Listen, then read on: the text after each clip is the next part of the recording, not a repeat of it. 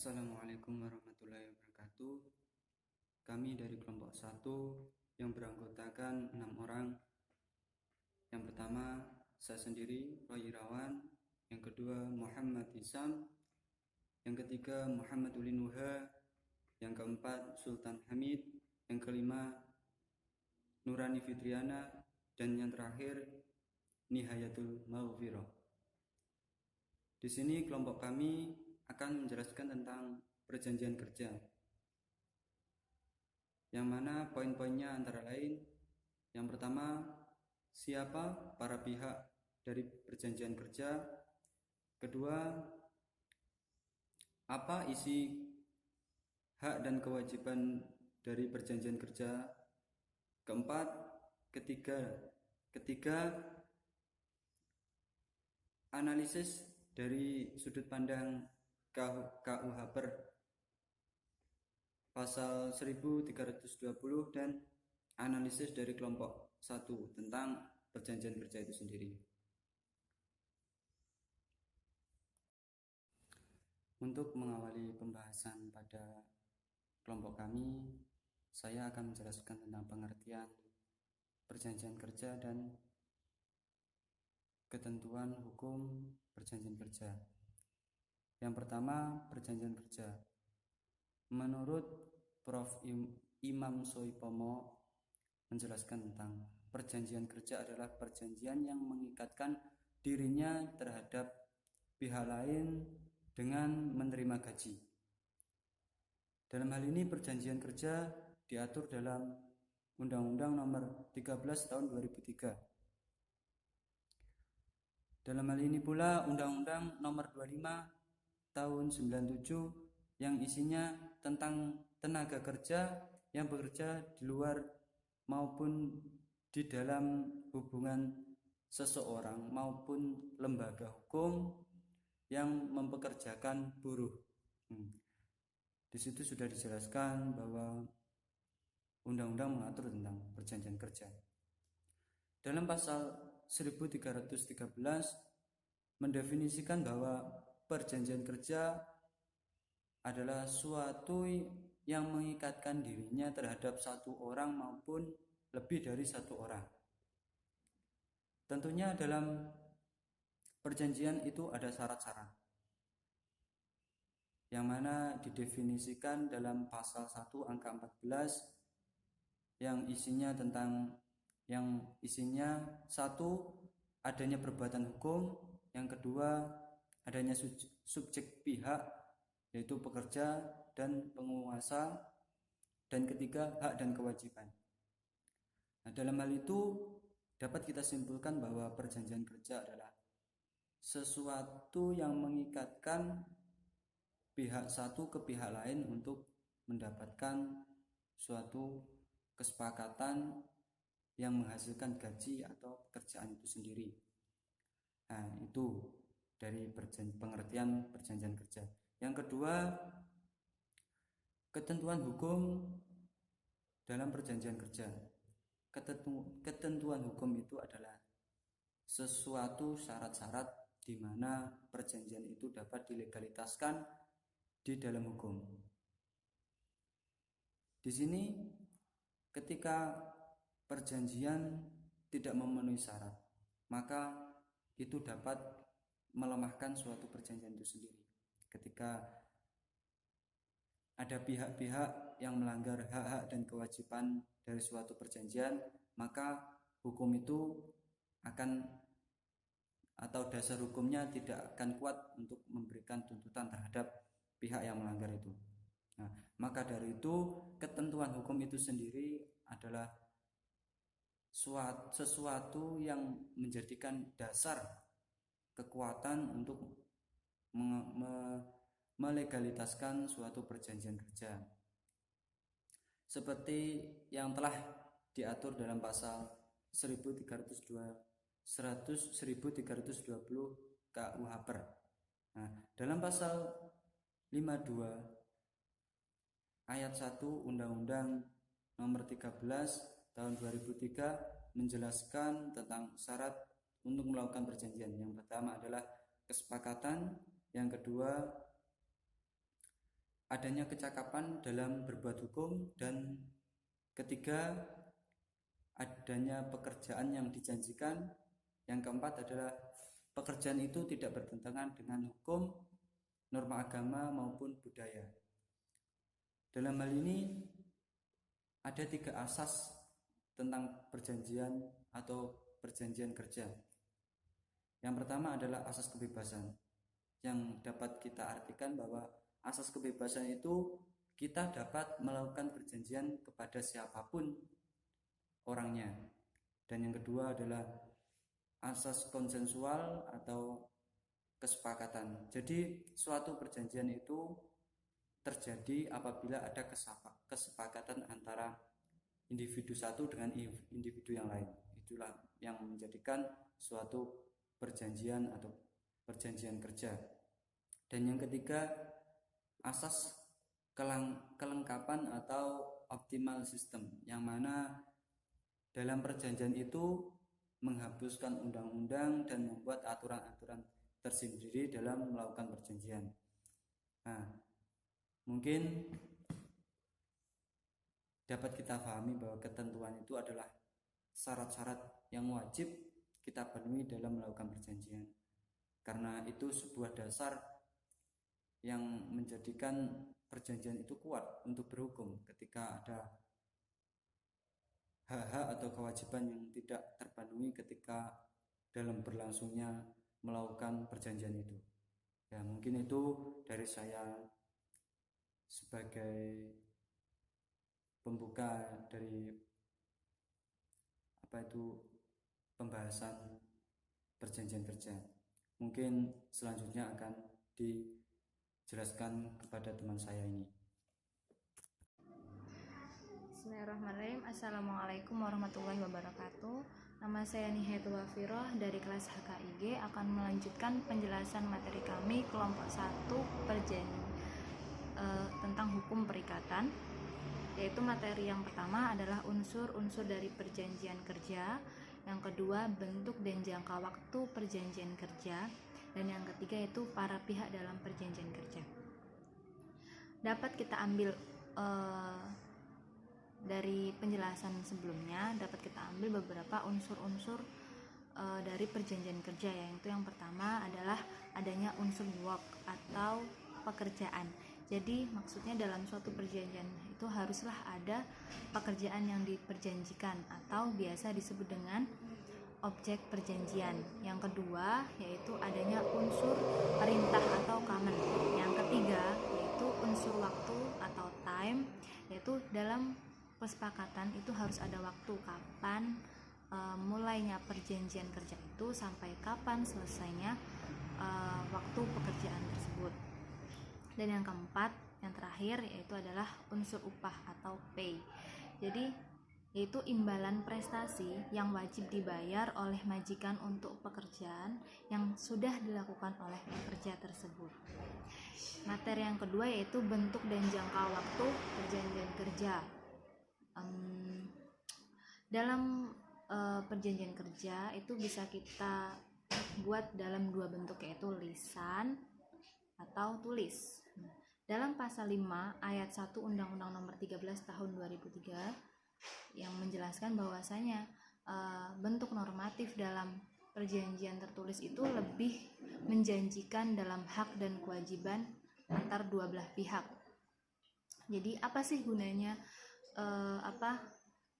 bentuk tertulis tersebut? Perjanjian yang terbentuk tertulis yaitu akan membantu dalam bentuk pembuktian apabila suatu waktu adanya kesalahan atau adanya perselisihan antara dua belah pihak.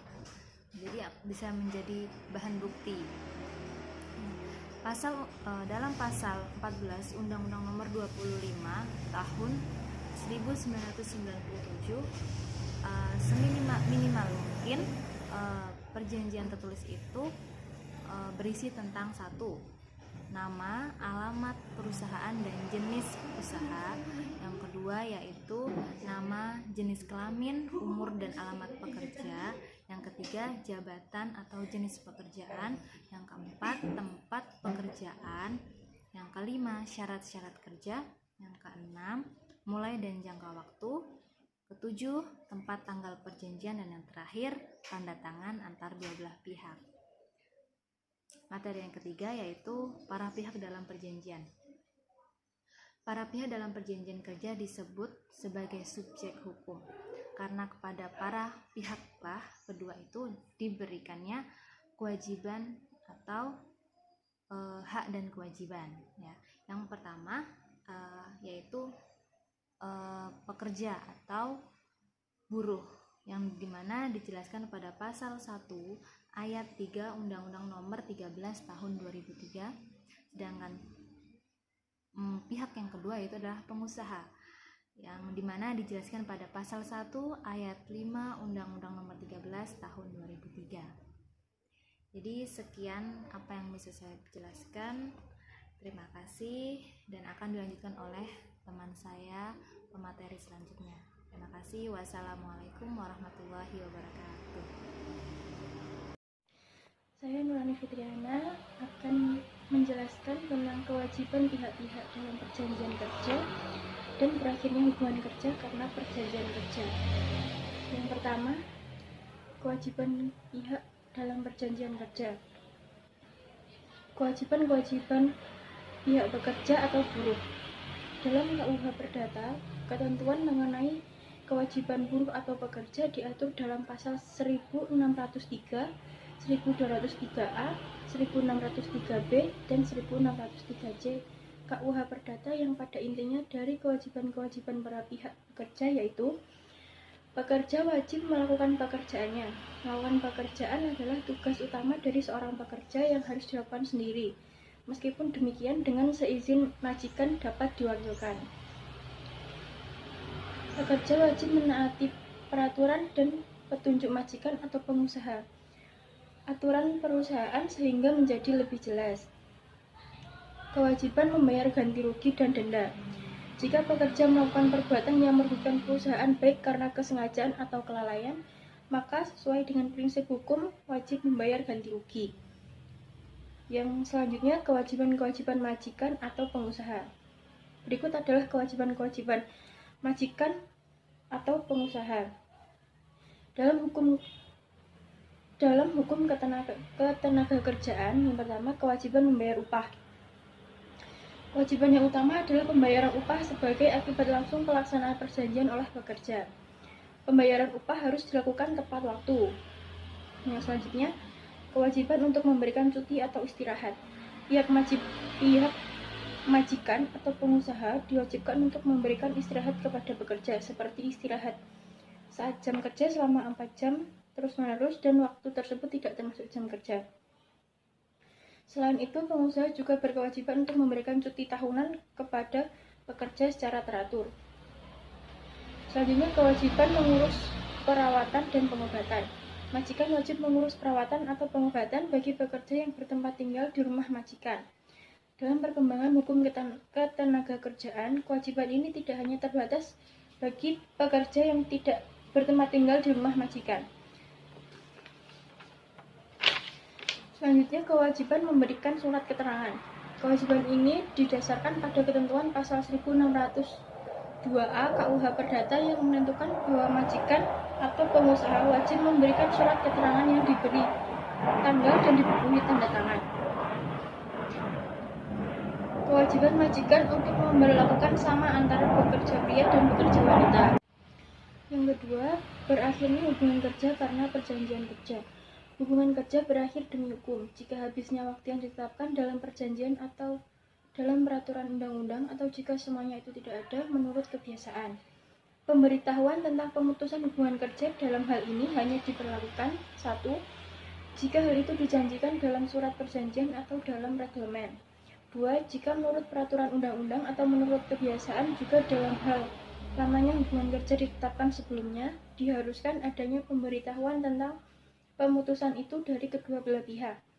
Dalam hal yang diperbolehkan, tidak mengadakan penyimpangan dengan perjanjian tertulis atau dengan reglemen. Secara umum, yang memutuskan hubungan kerja antara lain: 1. Hubungan kerja berakhir dengan meninggalnya buruh. 2. Hubungan kerja berakhir dengan meninggalnya majikan, kecuali jika dari perjanjian dapat disimpulkan sebaliknya. Akan tetapi, baik ahli waris majikan maupun buruh berwenang memutuskan hubungan kerja yang diadakan dalam waktu tertentu dengan memberitahukan putusan sesuai dengan pasal 1603H dan 1603I, seolah-olah hubungan kerja tersebut diadakan untuk waktu tidak tentu. Kewajiban majikan atau pengusaha. Dalam hukum ketenaga kerjaan, yang pertama kewajiban membayar upah. Kewajiban yang utama adalah pembayaran upah sebagai akibat langsung pelaksanaan perjanjian oleh pekerja. Pembayaran upah harus dilakukan tepat waktu. Yang selanjutnya, kewajiban untuk memberikan cuti atau istirahat. Pihak majikan atau pengusaha diwajibkan untuk memberikan istirahat kepada pekerja, seperti istirahat saat jam kerja selama 4 jam terus-menerus dan waktu tersebut tidak termasuk jam kerja. Selain itu, pengusaha juga berkewajiban untuk memberikan cuti tahunan kepada pekerja secara teratur. Selanjutnya, kewajiban mengurus perawatan dan pengobatan. Majikan wajib mengurus perawatan atau pengobatan bagi pekerja yang bertempat tinggal di rumah majikan. Dalam perkembangan hukum ketenaga kerjaan, kewajiban ini tidak hanya terbatas bagi pekerja yang tidak bertempat tinggal di rumah majikan. Selanjutnya, kewajiban memberikan surat keterangan. Kewajiban ini didasarkan pada ketentuan pasal 1602A KUH Perdata yang menentukan bahwa majikan atau pengusaha wajib memberikan surat keterangan yang diberi tanggal dan dipenuhi tanda tangan. Kewajiban majikan untuk memperlakukan sama antara pekerja pria dan pekerja wanita. Yang kedua, berakhirnya hubungan kerja karena perjanjian kerja. Hubungan kerja berakhir demi hukum jika habisnya waktu yang ditetapkan dalam perjanjian atau dalam peraturan undang-undang atau jika semuanya itu tidak ada menurut kebiasaan. Pemberitahuan tentang pemutusan hubungan kerja dalam hal ini hanya diperlakukan 1. Jika hal itu dijanjikan dalam surat perjanjian atau dalam reglemen. 2. Jika menurut peraturan undang-undang atau menurut kebiasaan juga dalam hal lamanya hubungan kerja ditetapkan sebelumnya, diharuskan adanya pemberitahuan tentang pemutusan itu dari kedua belah pihak. Dalam hal yang diperbolehkan, tidak mengadakan penyimpangan dengan perjanjian tertulis atau dengan reglemen. Secara umum, yang memutuskan hubungan kerja antara lain 1. Hubungan kerja berakhir dengan meninggalnya buruh. 2. Hubungan kerja berakhir dengan meninggalnya majikan, kecuali jika dari perjanjian dapat disimpulkan sebaliknya. Akan tetapi, baik ahli waris majikan maupun buruh berwenang memutuskan hubungan kerja yang diadakan dalam waktu tertentu dengan memberitahukan putusan sesuai dengan pasal 1603H dan 1603I, seolah-olah hubungan kerja tersebut diadakan untuk waktu tidak tentu. Yang kedua, saya akan membacakan tentang pelanggaran kontrak di PT Farmas Indonesia, yaitu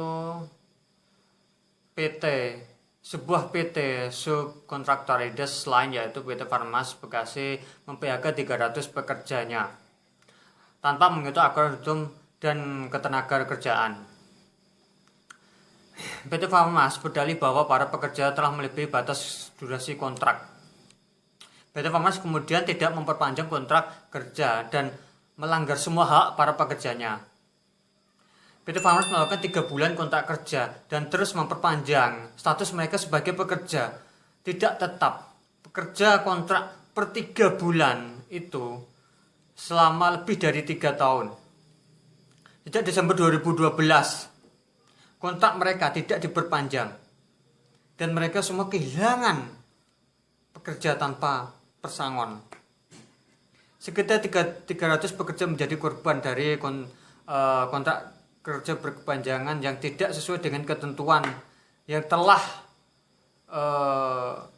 dijamin kesejahteraan dan keamanan kerja. Dan pada akhirnya mereka dipecat secara tidak adil dari 300 pekerja PT tersebut. 40 orang dari pekerja memutuskan untuk berjuang nasib mereka. Para pekerja ini sebagian besar adalah pekerja tidak berserikat sebagai lagi perusahaan sebuah serikat pekerja dari PT Farmas, namun menuntut para anggotanya tidak mau memperjuangkan nasib mereka. Proses bipartit dan aksi telah dilakukan oleh para pekerja didampingi oleh 2RC. Pihak pengusaha secara terang-terangan telah mengakui bahwa mereka melanggar ketentuan-ketentuan hukum mengenai kontrak kerja, namun mereka tidak ada upaya untuk memperbaikinya. Setelah proses bipartit tidak membuahkan hasil, para pekerja tersebut memproses penyelesaian perhubungan perkara hubungan internasional dengan memilih Dinas Tenaga Kerja Daerah Bekasi untuk memediator antara pekerja dan perusahaan tersebut. Assalamualaikum warahmatullahi wabarakatuh. Saya kelompok 1, saya akan menerangkan tentang fenomena kontrak kerja yang ada di Indonesia. Dari krisis umum imperialisme pada abad 21 ini telah sekian lama memperjelas watak mereka yang sesungguhnya, yaitu perampok, yang rakus dan barbar, teroris, negara yang getol atau merupakan perang agresi dan kehancuran sosial di seluruh Indonesia. Sistem kapitalisme telah melewati masa-masa kemasannya, dan dunia kapitalisme tidak akan mendapatkan lagi kemunculan negeri-negeri persemakmuran atau Westphalian State sebagaimana terjadi pada era booming sekarang.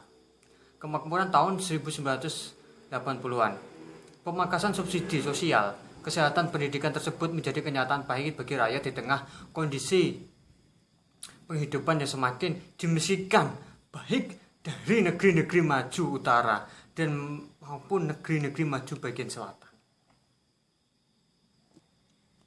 Dengan motif hakiki untuk melayani kepentingan imperialisme dan kelas borjuis, komparator dalam negeri domestik, pemerintah korporator Indonesia yang diwakili oleh Susilo Bambang Yudhoyono telah merevisi paket Undang-Undang 13/2003. Undang-undang tersebut yang sudah menindas anti buruh ini akan segera direvisi oleh rezim komparator pengabdi setia imperialis.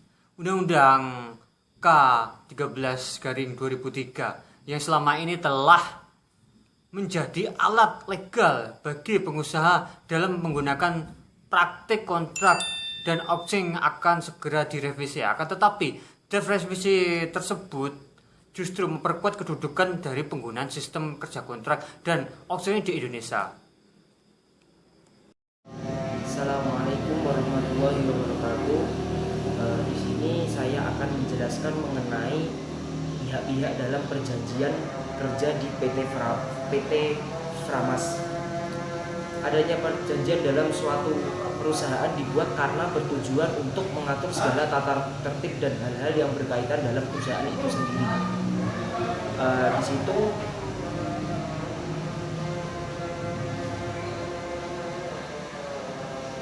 perusahaan tersebut juga membuat surat perjanjian kerja yang telah disepakati oleh pengusaha dan serikat pekerja. Dalam perjanjian ini, surat perjanjian dibuat untuk mempunyai tujuan utama, yaitu agar terwujud suatu hubungan industrial yang harmonis, mantap, dan bertanggung jawab antara pengusaha dan pekerja yang dijiwai oleh nilai-nilai luhur Pancasila dan Undang-Undang Dasar 1945. Nah, di samping itu, perjanjian dalam suatu perusahaan dibuat untuk memberi batasan ruang gerak bagi pengusaha agar tidak sewenang-wenang pada pekerjanya. Adapun pihak-pihak yang membuat surat perjanjian atau yang bekerja sama dengan PT Framas ini adalah salah satunya PT Panarup, yaitu sebuah perusahaan kontraktor perusahaan subkontraktor Adidas. PT Framas sebagai pihak pemberi kerja dengan 300 buruh sebagai serikat pekerja. Perjanjian yang pertama yaitu Adidas menekan PT Framas untuk menjamin hak pekerja dan menaati hukum ketenagakerjaan yang berlaku. Hukum di sini yang harus ditaati yaitu hukum-hukum formil. Untuk selanjutnya, Yang kedua, memperkerjakan kembali buruh kontrak yang dipecat sebagai pekerja tetap. Yang ketiga, keselamatan dan kesehatan di tempat kerja harus dijamin. Yang keempat, menghilangkan praktek union busting yang dilakukan oleh PT Framas.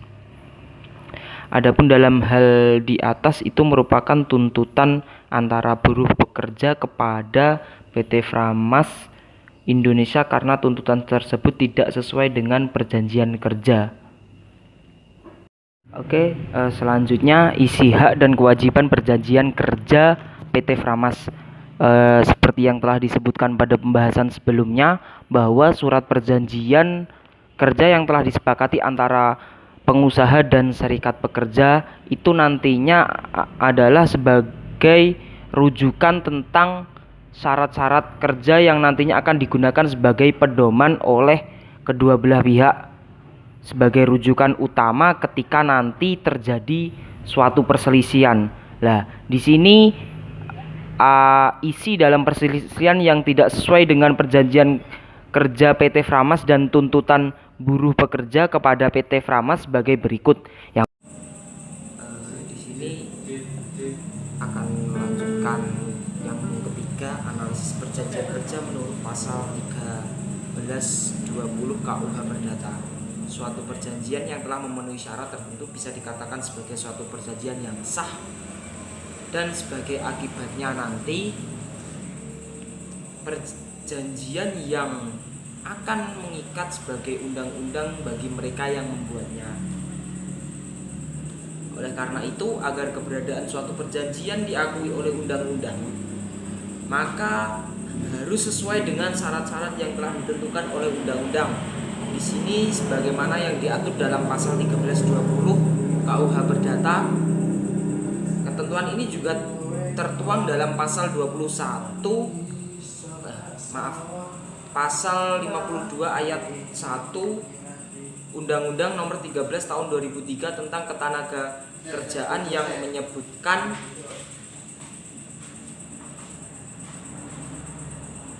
bahwa perjanjian kerja dibuat atas dasar yang pertama, sepakat antara kedua belah pihak, kemudian yang kedua, kemampuan atau kecakapan untuk melakukan perbuatan hukum, yang ketiga, adanya pekerjaan yang diperjanjikan, yang keempat, pekerjaan yang diperjanjikan tidak boleh bertentangan dengan ketertiban umum, kesusilaan, dan ketentuan perundang-undangan yang lain yang berlaku. Kesepakatan kedua belah pihak yang melakukan perjanjian haruslah dikategorikan sebagai pendukung hak dan kewajiban adalah orang atau badan hukum. Sedangkan suatu sebab yang halal maksudnya ialah tidak dilarang oleh undang-undang, tidak bertentangan dengan kesusilaan dan hukum yang berlaku saat ini. Dalam suatu perjanjian terdapat beberapa asas, yaitu yang pertama, asas kebebasan berkontrak atau open system, freedom of contact. Asas utama dalam perjanjian adalah asas keterbukaan, open system. Maksudnya adalah setiap orang bebas melakukan perjanjian apa saja dengan siapa saja. Kemudian yang kedua, asas konsensual atau asas kekuasaan bersepakat. Maksud dari asas ini adalah bahwa perjanjian itu ada sejak terciptanya kata sepakat. Jadi ketika nanti kata sepakat itu sudah keluar, itulah yang disebut dengan asas konsensual atau asas kekuasaan bersepakat. Kemudian asas kelengkapan atau optimal sistem. Maksud asas ini adalah apabila para pihak yang mengadakan perjanjian berkeinginan lain, mereka menyingkirkan pasal-pasal yang ada pada undang-undang. Akan tetapi jika secara tegas ditentukan di dalam suatu perjanjian, maka ketentuan pada undang-undanglah yang dinyatakan berlaku. Mungkin cukup itu yang saya sampaikan. Terima kasih. Jelaskan tentang kesimpulan dari presentasi di atas. Perjanjian kerja menurut Profesor Imam Supomo SH adalah suatu perjanjian di mana pihak satu buruh mengikat diri untuk bekerja dengan menerima upah pada lain majikan yang mengikat untuk memperkerjakan buruh itu dengan membayar upah. Selanjutnya, fenomena kerja di kontrak di Indonesia memasuki abad ke-20, kapitalisme telah memasuki tahap tertinggi dan terakhir bersama imperialisme. Kerajaan kapital monopoli dalam skala dunia, dan ketika panah waktu bergerak ke abad 21, kita menjadi saksi hidup dari krisis demi krisis yang menimpa imperialisme yang kian kronis. Sering perkembangan waktu, kapitalisme semakin tua dan tidak cocok dengan semangat pembaruan zaman lagi karena terjadi pemberontakan. Dalam hal ini, kesimpulan dari analisis kasus di atas, pihak-pihak dalam perjanjian tersebut antara pekerja buruh dengan PT Framas Indonesia. Selanjutnya di samping perjanjian tersebut, suatu perjanjian dibuat untuk memberikan batasan ruang gerak bagi pengusaha usaha yang tidak berlaku sewenang-wenang terhadap para pekerjanya. Adapun pihak-pihak dalam perjanjian kerja bersama PT Framas ini adalah PT Panarup, sebuah perusahaan subkontraktor Adidas, yaitu PT Framas sebagai pihak pemberi kerja dengan 300 buruh sebagai serikat pekerja. Sekian dari presentasi dari kelompok kami. Apabila ada kekurangan dan kelebihannya, mohon maaf sebesar-besarnya. Wassalamualaikum warahmatullahi wabarakatuh. Assalamualaikum warahmatullahi wabarakatuh. Saya di sini Sultan Hamid dari kelompok 1. Mata kuliah Hukum Perikatan tentang perjanjian kerja. Di sini saya menjelaskan tentang menganalisis kasus suatu perjanjian kerja antara PT Framas Indonesia dengan pekerja buruh 300 buruh. Kurang lebih 300 buruh PT. Dalam kasus di sini saya menjelaskan tentang perjanjian kerja menurut hukum perikatan. Di sini saya mensinkronkan kasus di atas mengenai tentang ganti rugi, karena pihak PT mem-PHK 300 orang karena tidak sesuai dengan perjanjian kerja, seperti misalnya uang pesangon yang tidak diberikan dan lain sebagainya. Ganti rugi, di sini saya mendefinisikan atau menjelaskan tentang ganti rugi tersebut. Ganti rugi merupakan kewajiban pihak yang melakukan manifestasi untuk memberikan pergantian atas kerugian yang telah ditimbulkan. Kerugian di sini termasuk dalam kerugian buruh terhadap PT.